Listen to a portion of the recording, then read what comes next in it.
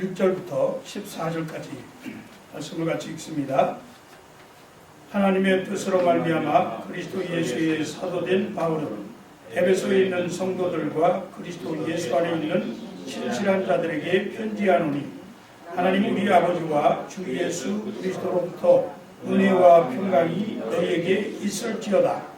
찬송하리로다. 하나님 곧 우리 주 예수 그리스도의 아버지께서 그리스도 안에서 하늘에 속한 모든 신령한 복을 우리에게 주시되, 곧 창세전에 그리스도 안에서 우리를 택하사 우리로 사랑 안에서 그 앞에 거룩하고 흠이 없게 하시려고 그 기쁘신 뜻대로 우리를 예정하사 예수 그리스도로 말미암아 자기의 아들들이 되게 하셨으니, 이는 그가 사랑하시는 자 안에서 우리에게 거저 주시는 바 그의 은혜의 영광을 찬송하게 하려는 것이라. 우리는 그리스도 안에서 그의 은혜의 풍성함을 따라 그의 피로 말미암아 성량 곧 제사함을 받았느니라. 이는 그가 모든 지혜와 총명을 우리에게 넘치게 하사 그 뜻의 비밀을 우리에게 알리신 것이요, 그의 기뻐하심을 따라 그리스도 안에서 때가 찬 경륜을 위하여 예정하신 것이니, 하늘에 있는 것이나 땅에 있는 것이 다 그리스도 안에서 통일되게 하려 하심이라.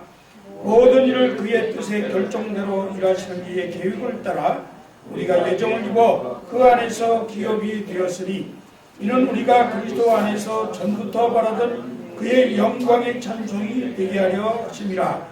그 안에서 너희도 진리의 말씀 곧 너희의 구원의 복음을 듣고 그 안에서 또한 믿어 약속의 성령으로 인치심을 받았으니, 이는 우리 기업의 보증이 되사 그 얻으신 것을 성량하시고 그의 영광을 찬송하게 하려 하심이라. 아멘. 그리스도인들은 행복해야 합니다. 그런데 그리스도인들이 항상 행복한가요? 어떨 때는 참 현실이 행복이란 말하고 너무나 동떨어져 있어서 참으로 안타까울 때가 있습니다. 그리스도를 믿는 우리들에게 때로는 이해할 수 없는 그런 고통이 닥쳐오기도 하고, 좌절과 그 다음에 무력감을 느끼면서 인생의 쓴맛을 경험하기도 하는 것이 우리의 현실인데, 그리스도인들은 항상 기뻐하고 항상 행복해야 한다, 그렇게 말하니까 참으로 난감한 문제가 아닐 수가 없지요. 본문을 기록하는 이 바울이 예수를 믿고 행복하게 되었던 사람입니다. 여러분도 바울처럼 예수 믿고 행복한 사람이 되었으면 좋겠다 하는 마음에서 이 말씀을 전합니다. 세상 사람들이 볼 때에 삶의 고통과 어둠의 골짜기가 많았던 사람, 사람들에게 외면당하고 그리고 죽음의 고통과 순환을 엄청나게 겪으면서 마치 실패한 사람처럼 억울한 감옥 생활을 하는 가운데에서 바울은 이렇게 고백을 했습니다. 에베소서 1장 3절에 보니까 찬송하리로다, 찬송하리로다. 하나님 곧 우리 주 예수 그리스도의 아버지께서 그리스도 안에서 하늘에 속한 모든 신령한 복을 우리에게 주시되. 여러분, 무엇이 그렇게 바울을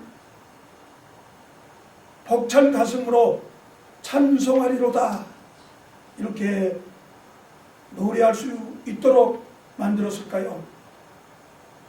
바울이 찬송하리로다 할 만큼 만든 그 복은 무엇일까요?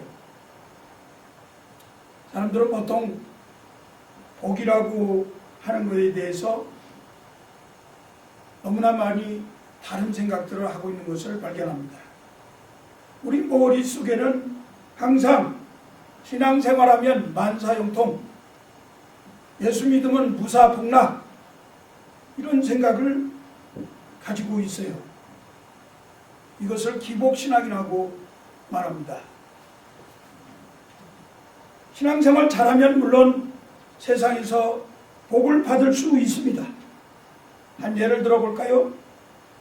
제가 얼마 전에 설교할 때도 인용했습니다마는 리차드 루이스 덕데일이라고 하는 미국의 사회학자가 1877년 18세기 동안에 동시대를 살았던 두 사람의 5대 가계부를 조사해서 Jukes, A Study in Crime, Disease and Heredity, 범죄, 빈곤, 질병, 유전에 있어서의 주크가 연구라고 하는 논문을 발표한 적이 있습니다.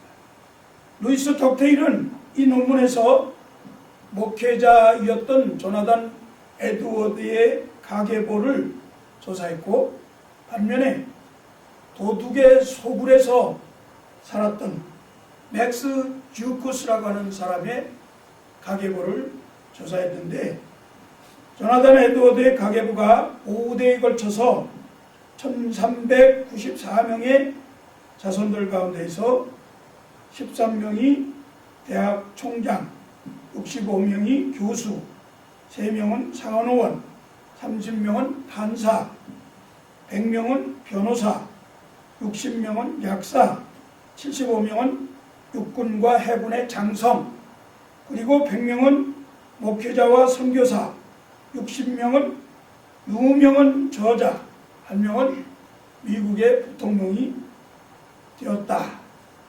1400여 명의 자손들 가운데에서 약 40% 이상이 사회와 국가의 지도자적 역할을 하는 복을 받았던 반면, 도둑의 소굴에서 하나님을 경외하지 않고 술에 쩔어서 살았던 맥스 주크스의 가계부는 5대에 걸쳐서 1292명의 자손들 가운데 310명은 빈민으로 죽었고, 150명은 범죄자, 7명은 살인자, 100명은 술주정뱅이, 여인들의 절반가량이 매춘부, 그의 자손 중에 540명이 주정부의 125만 달러의 손해를 끼쳤다.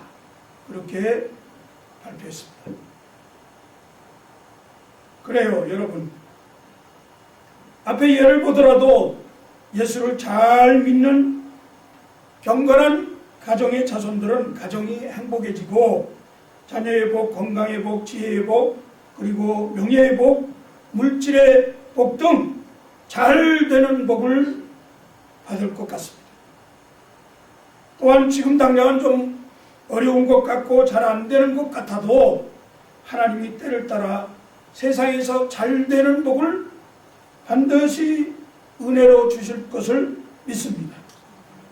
그러나 하나님이 주시는 진정한 복은 이러한 복이 아니에요. 세상에 있는 육신적인 복들, 이런 복들은 하나님의 말씀에 순종해서 살 때에 결과적으로 따라오는 어떤 면에서 보너스 열매와 같은 복입니다. 하나님께서 믿는 모든 성도들에게 이러한 복을 누구에게나 또 꼭 똑같이 그렇게 주시겠다고 약속하지 않았습니다. 왜냐하면 이러한 복은 세상적이고 그리고 육신적인 허무한 복이기 때문에 그렇습니다. 여러분, 솔로몬 왕을 기억하시죠? 역사 이래로 모든 사람들 가운데서 가장 부귀 영화를 누렸던 사람이 솔로몬 왕인데, 솔로몬 왕이 이와 같이 말했습니다. 세번역 성경에 보니까 전도서 2장 1절에 나는 혼자서 이런 생각도 해보았다. 내가 시험 삼아 너를 즐겁게 할 것이니 너는 네 마음껏 즐겨라. 그러나 이것도 헛된 일이다. 무엇이 인생의 즐거움인지, 무엇이 쾌락인지 내 눈으로 보아서 좋은 것은 다 내가 소유하고 내 마음에 하고 싶은 것 다 하면서 살아볼 것이다. 이렇게 생각하고 행복을 위해서 자기 마음이 원하는 대로 다 해보았습니다. 솔로몬의 고백이 그거예요. 다 해봤다는 거예요. 했는데 결론이 무엇이었겠습니까? 전도서 2장 11절에 이렇게 고백합니다. 그 후에 내가 생각해 본즉 내 손으로 한 모든 일과 내가 수고한 모든 것이 다 헛되어 바람을 잡는 것 같으며 해 아래서 무익한 것이로다. 사랑하는 성도 여러분, 바람을 잡을 수 있나요? 이 시간 한번 손을 한번 펴서 바람을 잡아보세요. 한번 해보세요. 한번 해보세요. 다 같이 손을 이렇게 잡고 바람을 한번 잡아보세요. 펴보세요. 바람 있나요? 손에 쥐어보고 난 다음에 손을 펴보니까 잡는 순간 다 빠져나가는 것이 세상의 복이라는 겁니다. 쾌락, 명예, 물질, 부요, 눈에 보이는 쾌락, 아름다운 것들, 이것들 잡으려고 쫓아다니면서 사는 것이 다 바람을 잡는 것 같은 헛되이 애쓰는 일이라고 성경은 말씀합니다. 솔로몬은 사실 지혜의 사람이었습니다. 솔로몬만큼 지혜로운 사람이 없었어요.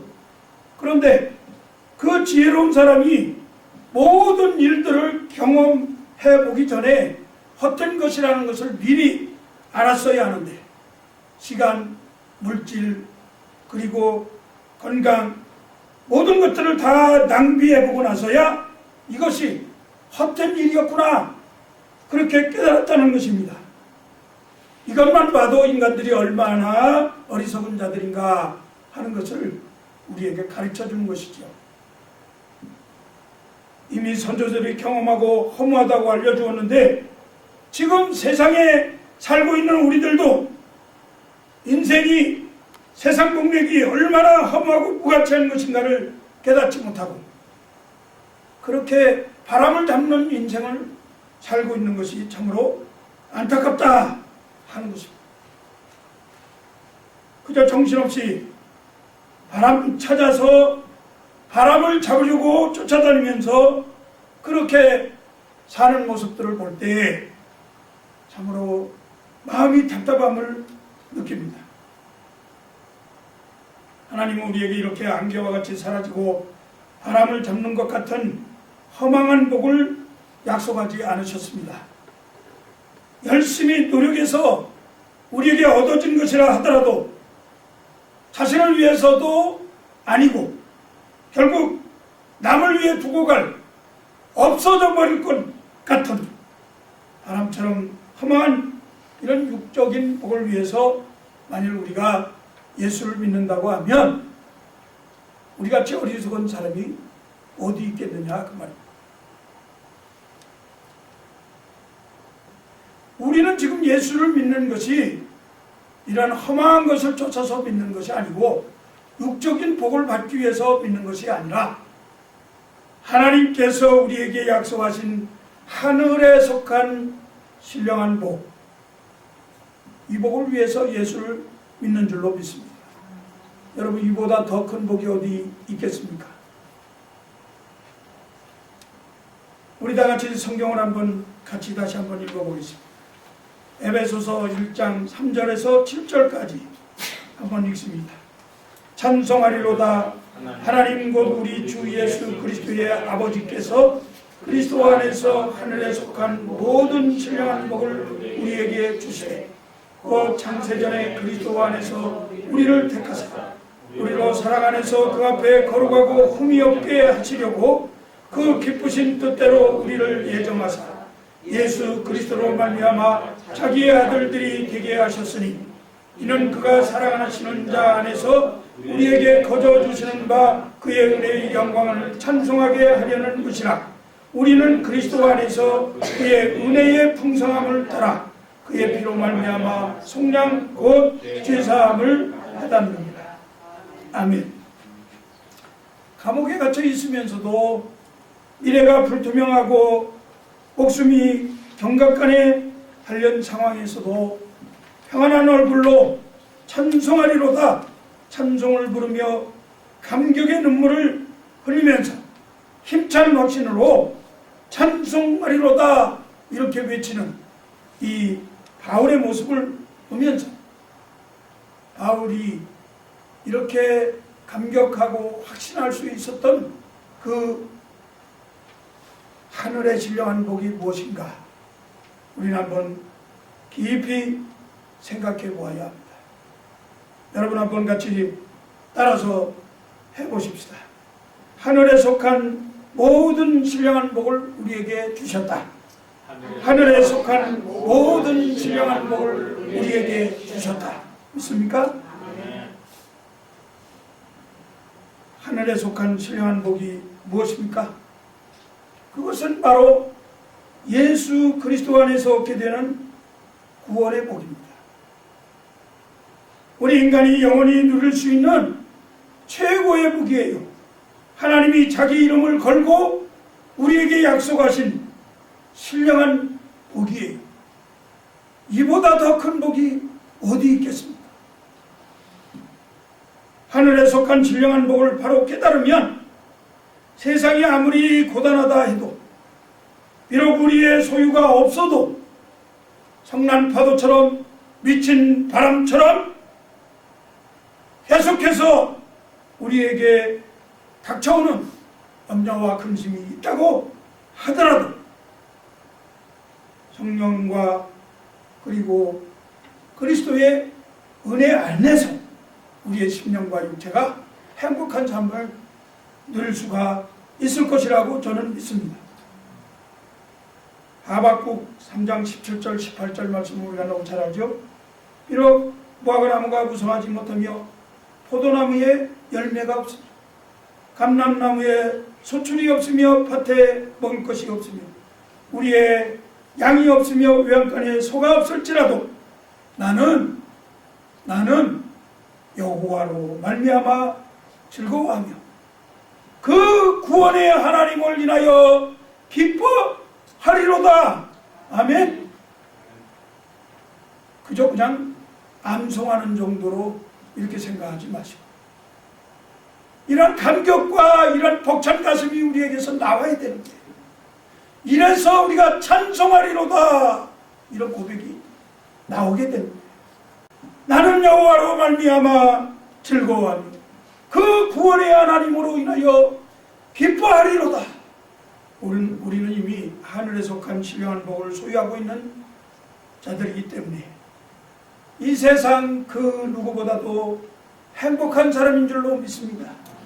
오늘 이 시간 이렇게 더 이상 큰 축복 없을 만큼 하늘에 속한 신령한 복을 주신 하나님을 깊이 체험하는 귀한 시간이 되기를 바랍니다.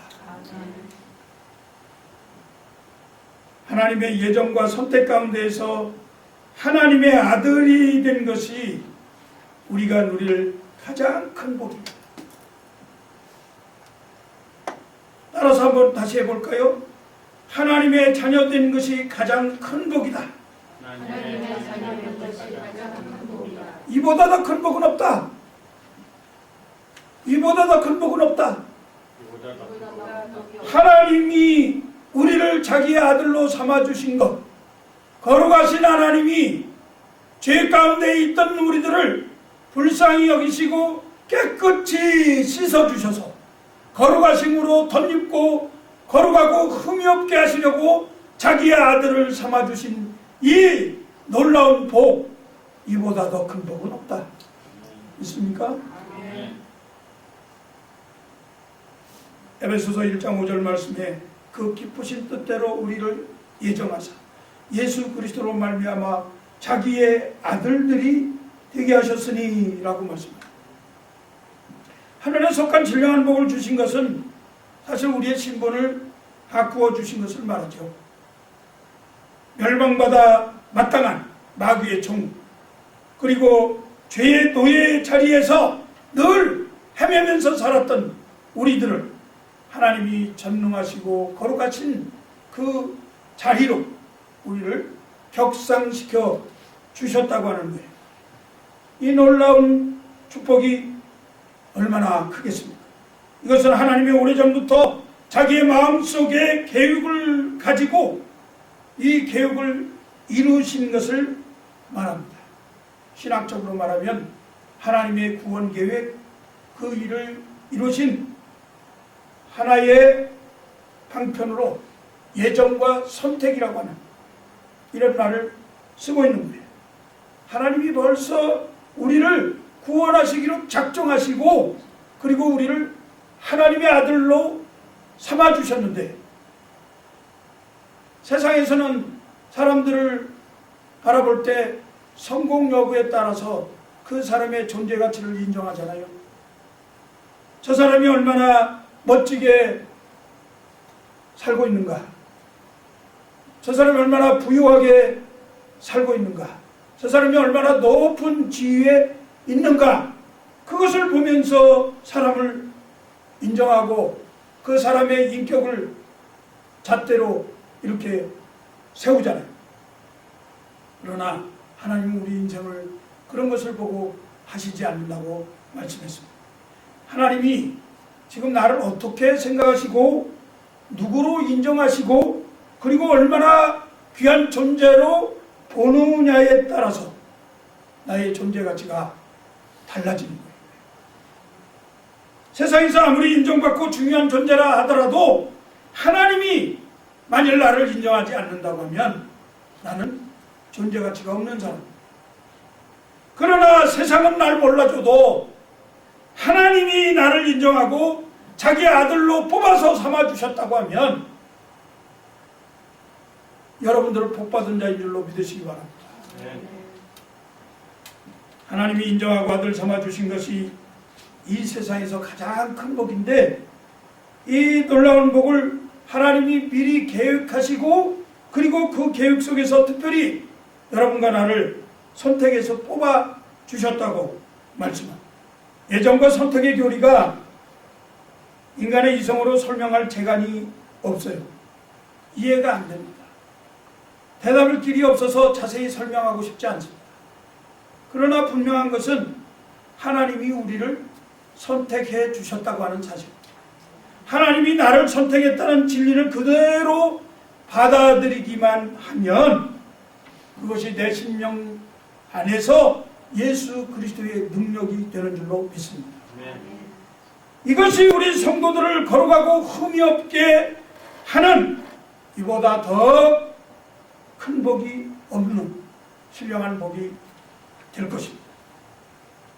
이것이 만일 받아들이지 않는 분이 혹시 이 자리에 있다면 이 시간 성령님이 찾아오셔서 여러분의 마음을 어루만져 주시고 하나님이 나를 자녀로 선택해 주셨다고 하는 은혜의 무릎 앞에 겸손하게 무릎 꿇고 감사하는 믿음이 있도록 해주시기를 저는 이 시간 주 예수 그리스도 이름으로 축복합니다. 로마서 9장 21절에 보니까 토기장이가 진흙한 덩어리로 하나는 귀에 쓸 그릇을 하나는 천이 쓸 그릇을 만들 권한이 없겠느냐. 로마서 또 11장 33절에 보니까 깊도다 하나님의 지혜와 지식의 풍성하며 그의 판단은 헤아리지 못할 것이며 그의 길은 찾지 못할 것입니다. 하나님의 예정과 선택을 참 이해하기 어려워요. 하나님의 선택 세 가지 특징이 있어요. 에베소서 1장 4절에 보니까 그 창세전에 그리스도 안에서 우리를 택하사 우리로 사랑 안에서 그 앞에 거룩하고 흠이 없게 하시려고 그렇게 말씀하셨는데, 첫째는 창세전에 선택했다 하는 겁니다. 창세전에 선택하셨다, 그 말은 솔직히 우리가 참 이해하기 어려운 말이잖아요. 설명하기 참 어려운 문제예요. 그러나 하나님은 사람이 아니시니 거짓말하시는 분이 아니신 줄로 믿습니다. 하나님이 창세전에 선택했다 그렇게 말씀하시면 그런 거예요. 육신의 부모가 나를 낳아서 사랑하기도 전에 또 영원 무궁부터 하나님은 나를 존귀한 자로 주목해서 보시고 그리고 하나님의 자녀로 하나님의 생명책에 기록해 두셨다는 거예요. 얼마나 참 경이로운 일입니까? 도무지 우리 이성적 판단으로는 믿기지 않는 진리입니다. 하나님은 영원하시며 스스로 존재하시는 분이기 때문에 시간의 개념이 없어서 모든 일을 영원 속에서 계획하시고 그리고 영원 속에서 이루시는 창조주 하나님이십니다. 시간을 초월하시는 분이 창세 전에 나를 하나님의 자녀로 선택하셨다고 말씀하셨다면 그것은 거짓말이 아니라 그렇게 하신 거라는 거예요. 다른 성경에서도 이것을 증거합니다. 시편 139편 16절에 보니까 내 형질이 이루어지기 전에 주의 손이 보셨으며 나를 위하여 정한 날이 하루도 되기 전에 주의 책에 기록이 되었나이다. 어쩌다 하나님이 즉흥적으로 우리를 선택해서 예수 믿고 구원받게 하신 것이 아니고 세상을 만들기 전부터 하나님이 나를 아시고 기록하시고 나를 구원할 계획을 세우시고 나를 선택해서 하나님의 자녀가 되게 하셨으니 이렇게 치밀하고 영원한 계획에서 놀라움을 금할 수 없고 겸손하게 목청이 터져라 찬송하리로다 하나님을 찬양할 수밖에 없는 그러한 성도님들이 되시기를 주의 이름으로 축복합니다. 두 번째는 하나님의 선택은 하나님이 자기의 기쁘신 뜻대로 하셨다 하는 것. 에베소서 1장 11절에도 모든 일을 그의 뜻의 결정대로 일하시는 이의 계획을 따라 우리가 예정을 이루어 그 안에서 기업이 되었으니 5절에서도 그 기쁘신 뜻대로 그리고 11절에서도 그의 뜻의 결정대로 역대하 20장 6절에 보면 이르되 우리 조상들의 하나님 여호와여 주는 하늘에서 하나님 아니시냐이까 이방 사람들의 모든 나라를 다스리지 아니하시나이까 주의 손에 권세와 능력이 있사오니 능히 주와 맞설 자가 없나이다. 이렇게 말씀했습니다. 하나님은 자기의 뜻대로 하시는 분이세요. 그래서 자기가 모든 일을 자기 마음대로 하실 수 있는 전능하신 하나님이시기 때문에 하나님은 절대적인 주권을 가지고 자기의 선하신 뜻대로 하나님이 좋아서 일방적으로 우리를 선택하셨다 그 말입니다. 그래서 우리가 예수 믿고 싶어서 믿는 것이 아닙니다. 하나님이 그 기쁘신 뜻대로 나를 선택하셨기 때문에 내가 예수 그리스도를 믿겠다고 고백했다는 뜻입니다. 예수님께 가고 싶어도 아무나 갈 수 있다고 말하지 않았습니다. 하나님이 이끌어 주셔야 된다고 말씀합니다. 하나님이 이끌어 주신 자녀들은 하나님이 반드시 마지막 날까지 지키시고 보호하신다고 그렇게 약속하셨습니다. 이 말씀을 믿으시기 바랍니다. 요한복음 6장 44절에 보니까 나를 보내신 아버지께서 이끌지 아니하시면 아무도 내게 올 수 없으니 오는 그를 내가 마지막 날에 다시 살리리라. 우리가 이 땅에 사는 동안에 때로는 실패하기도 하고 좌절하기도 하고 나도 모르게 범죄하기도 하고 상처를 받기도 하고 때로는 하나님을 원망하면서 살기도 하지만 하나님이 창세전에 나를 이미 선택해 놓으시고 구원하시기로 작정하신 예수 믿는 사람이라고 하면 하나님은 마지막 날에 우리를 반드시 구원하실 것이다 하는 이보다 더 큰 복이 어디 있느냐 그 말이에요. 하나님의 선택은 세 번째로 그리스도 안에서 선택하셨다 그렇게 말씀합니다. 그리스도 안에서라고 하는 이 말이 에베소서에 34번이나 나옵니다. 그만큼 중요한 말씀입니다. 엔 그리스도, 그리스도 안에서 in Jesus Christ, 그리스도 안에서 이 말은 하나님이 우리를 선택하신 근거가 되는 말씀. 예수님이 하나님과 의논하셔가지고 죄인들을 구원하기 위해서 내가 십자가에 달려 죽겠습니다. 저 죄인들을 다 살리도록 내가 십자가에 달려 죽겠습니다. 이 십자가에 달려 죽으신 예수 그리스도가 근거가 돼서 우리를 하나님이 죄 가운데에서 구원하시고 우리를 하나님의 아들들이 되게 하시는 이런 놀라운 복을 주셨다 하는 것입니다. 하나님의 이 놀라운 사랑은 예수 그리스도의 십자가의 구속이라는 말은 원래 헬라 원어가 옛날에는 로마 시대에 노예들이 많이 있었잖아요.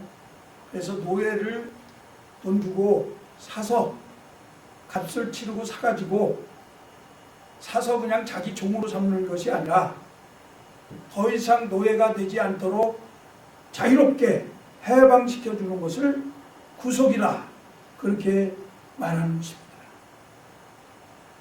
하나님에게 예수 그리스도께서 우리의 죄값을 십자가의 보혈의 피로 다 갚으시고 값을 치르시고 그리고 우리로 하여금 더 이상 죄의 노예 가운데 사는 것이 아니라 마귀의 종로로 타도록 내버려 두는 것이 아니라 하나님이 우리를 이제 하나님의 은혜 가운데에서 자유롭게 살도록 우리를 은혜로 해방시켜 주셨다. 그것이 구속이라고 하는 의미예요. 이러한 놀라운 하나님의 계획을 우리가 어찌 계산해 볼 수 있겠어요? 과학으로 분석해 볼 수 있겠어요? 이성으로 따져 볼 수 있겠어요? 그래서 이사야서는 이렇게 말씀해요. 55장 8절 9절에서 이는 내 생각이 너희의 생각과 다르며 내 길은 너희의 길과 다름이니라. 여호와의 말씀이니라. 이는 하늘이 땅보다 높음같이 내 길은 너희의 길보다 높으며 내 생각은 너희의 생각보다 높음이니라. 하나님의 이 놀라운 지혜, 이 총명, 이것은 우리가 가히 측량할 수 없다. 그렇게 오늘 본문에서도 말씀하는 거죠. 그 부요함이 이루 말할 수 없는. 그런데 그 부요함, 그 지혜, 그 총명으로 하나님이 우리를 자기의 아들들이 되게 하셨으니 이보다 더 큰 축복이 어디 있겠습니까? 이제 말씀을 맺습니다. 에베소서 2장 8절 말씀에 너희는 그 은혜에 의하여 믿음으로 말미암아 구원을 받았나니 이것은 너희에게서 난 것이 아니요 하나님의 선물이라 그렇게 말씀했습니다. 우린 본래 하나님의 구원을 받을 만한 자격이 없었던 사람들, 받을 만한 자격이 없는 우리들에게 하나님이 선물로 주신 것이 바로 구원의 은혜라고 하는 사실이에요. 이 구원은 하나님이 나를 위해서 창세전에 그 하나님의 기쁘신 뜻에 따라서 주권적으로 예수 그리스도의 십자가의 보혈을 근거로 해서 선택해서 하나님의 자녀로 삼으시고, 자녀를 삼으신 이유가 뭐예요?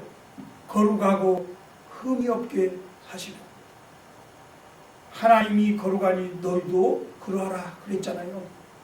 하나님과 같은 사람으로 닮아가도록 우리의 성품을 고치시기 위해서, 이것을 믿음으로 하나님의 구원을 받는 것이 은혜입니다. 이것이 하늘에 속한 신령한 복입니다. 물질적인 육신적인 축복이 아니라 이보다 더 크고 비교할 수 없는 영광스러운 복입니다. 이 복을 깨닫는 자는 참으로 육신적이고 물질적인 이런 바람을 잡는 것 같은 허망한 축복에 절대로 연연해서는 안 됩니다. 세상 복에 매달려서 그것 때문에 하나님을 경외하는 일에 등한히 해서는 안 된다는 말씀. 우리의 믿음과 신앙이 성숙하기 위해서는 이러한 기복적 신앙에서 벗어나야 합니다. 물질적 축복, 육신적이고 세상적인 복이 없더라도 행복한 사람, 그리스도인임을 자기 스스로 고백하고 하나님의 은혜에 감사하면서, 그리고 하나님께서 주시는 평강을 누리면서 사는, 하늘에 속한 신령한 복을 누리는 그러한 성도들이 바로 행복한 사람. 이와 같이 행복한 사람들이 다 되어지시기를 주의 이름으로 축복합니다. 기도하겠습니다.